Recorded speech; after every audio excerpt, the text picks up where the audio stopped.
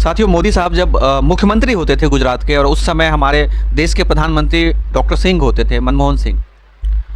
तो मनमोहन सिंह की मोदी साहब जमकर आलोचना करते थे, पानी पी पी करके कोसते रहते थे आए दिन।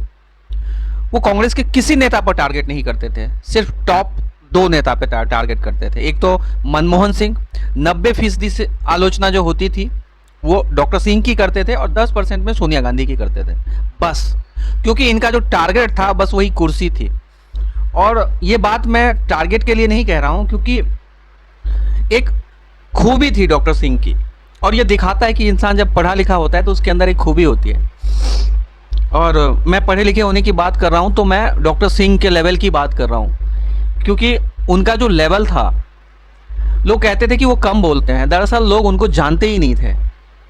वो कम जरूर बोलते थे, और उनके कम बोलने के पीछे दो तीन जो वजह थी। एक तो उनका जो व्यवहार था, उनकी जो पर्सनालिटी थी, वो हमेशा से कम बोलते थे। ऐसा नहीं था कि वो प्रधानमंत्री बनने के बाद कम बोलते थे, वो प्रधानमंत्री बनने से पहले भी कम बोलते थे। और कम बोलने का मतलब ये नहीं कि वो जहाँ नहीं बोलना था वहाँ नहीं बोलते थे। वो तार्किक थे, पढ़े लिखे थे, वो उतना ही बोलते थे जितना ज़रूरी होता था। भाड़ की तरह नहीं बोलते थे जैसा आजकल के नेता बोलते हैं। और उनकी जितनी आलोचना की जाती थी, उन्होंने कभी नहीं कहा कि मुझे टारगेट किया जा रहा है, मेरी आलोचना की जा रही है, मुझे किलो भर भर के गालियां दी जा रही हैं। उन्होंने कभी नहीं कहा। और उनकी जो छवि थी भारत में, चाहे लोग जैसे उनको लोगों ने देखा, उनको तौला, उनको जाना, उनको क्रिटिसाइज़ किया, उनको लोगों ने सराहा, प्यार दिया, कुछ लोगों ने नफ़रत की। लेकिन जब वो फ्लाइट लेकर भारत से बाहर जाते थे तो वो जो है वो दूसरे मनमोहन सिंह हो जाते थे। फिर वो देश से बाहर जब जाते थे तो दुनिया उनको दो तरह से देखती थी। एक तो भारत के प्रधानमंत्री की तरह से, और दूसरी बात, दुनिया उनको इकोनॉमिस्ट की तरह से भी देखती थी। और उनका कद जो था अपने देश में अगर इतना था तो उनका कद बाहर इतना हो जाता था। और ये मैं पूरी जिम्मेदारी के साथ कह रहा हूं। कोई जो है पेड मीडिया नहीं, कोई नाच गाना नहीं, कुछ नहीं, कोई सोशल मीडिया, कुछ नहीं। वो दूर रहते थे इन सब से, और बावजूद इसके पूरी दुनिया सराहती थी, आज भी सराह रही है।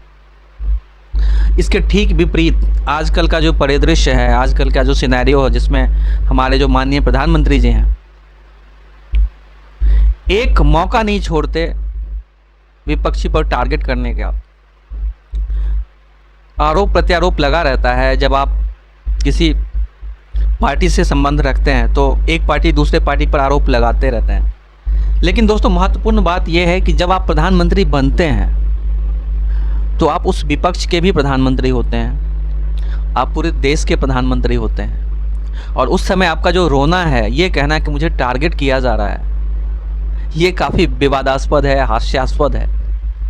और सबसे बड़ी बात ये रही है इस कार्यकाल में, 10 से 12 साल में, देश मजबूत हुआ हो नहीं हुआ हो, आप सबको पता है, आप लोगों ने देखा है, आप लोगों ने महसूस किया है। लेकिन एक बात तय है कि ये जो पार्टी है ये मजबूत हुई है, और मोदी साहब ने अपनी पूरी ताकत लगा दी है पार्टी को मजबूत करने के लिए, शायद देश को नहीं। और इसका परिणाम ये हुआ है कि बीजेपी मजबूत होती गई, दिन ब दिन होती गई, लेकिन देश जो है उतना मजबूत नहीं होता गया। देश जो है शायद उसी अवस्था में या उससे पीछे भी चला गया, अगर देखा जाए तो। ये मैं क्यों कह रहा हूँ, क्योंकि जो पहले लोगों की जो स्थिति थी, और आज आप इन चीज़ों को मत देखो कि लोग क्या कर रहे हैं, क्या अफोर्ड कर रहे हैं। जो 98-96% जो लोग हैं कर्ज में यहाँ तक डूबे हुए हैं, और दिखता कुछ और है और वाकई में है कुछ और ये डराने वाला है। इंदिरा गांधी की सरकार ने गांव में, छोटे शहरों में, कस्बों में महाजनी प्रथा जो थी, जहाँ पर लोग इंटरेस्ट पर पैसा देते थे लोगों को, और जब कोई गरीब पैसा ले लेता था तो उनकी पूरी ज़िंदगी, उनके आने वाले जो जनरेशन था उसकी ज़िंदगी उस ट्रैप में फंस जाती थी। तो इस सब को देखते हुए इंदिरा गांधी ने इस तरह की चीज़ों को रोकने के लिए बैंकों का नेशनलाइजेशन किया था, ताकि ये जो महाजनी प्रथा है, सूद देने की प्रथा है, इस पे लगाम लगे, इसको कंट्रोल किया जाए। आज की तारीख में दोस्तों आप देखो कितने सारे एनबीएफसी हैं, छोटे छोटे फाइनेंशियल जो संस्थाएं हैं, गांव के स्तर पर जाकर के जो है लोगों को फिर उसी ट्रैप में फंसा रहे हैं और लोग फंस रहे हैं, और जो जनरेशन वाइज जो है वही चीज़ चल रही है। तो ओवरऑल देखा जाए तो चीज़ें आगे चल नहीं रही हैं, चीज़ें पीछे चल रही हैं। और इस चीज़ को आप गौर से सोचना और मूल्यांकन करना, आपको पता चलेगा कि जो हमें दिखाने की कोशिश की जा रही है वैसा है नहीं।